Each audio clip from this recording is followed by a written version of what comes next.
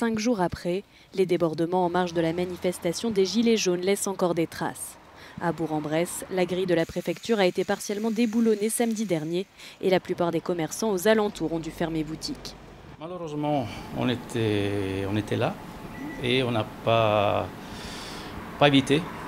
Je le considère un peu un drame parce que on n'a pas eu ça le premier samedi qu'il y a eu la manifestation parce que tout le monde s'est déplacé de manière très pacifique.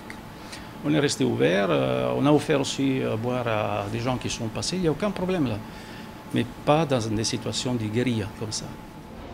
L'impact économique dû au blocage et aux manifestations est ici bien réel et immédiat.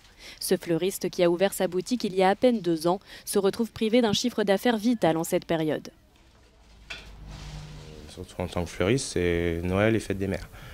Donc si Noël c'est pas bon, après je sais pas si on pourra survivre à début d'année. S'il faut mettre la clé sous la porte à cause de ça, je pense que ouais, c'est pas la solution. Là ça va trop loin. Malgré la dénonciation des violences, la critique envers le gouvernement Macron est partagée par de nombreux commerçants. Pour le maire de Bourg-en-Bresse, les annonces du Premier ministre sont loin d'être suffisantes. Le président a voulu un dialogue direct avec le peuple lui répond, et il lui répond violemment. Ça n'est pas possible en démocratie.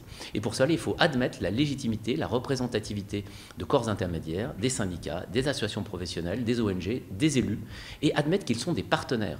Aujourd'hui, la verticalité du pouvoir est un des problèmes, et évidemment, ni le président de la République, ni le Premier ministre n'ont répondu sur ce point.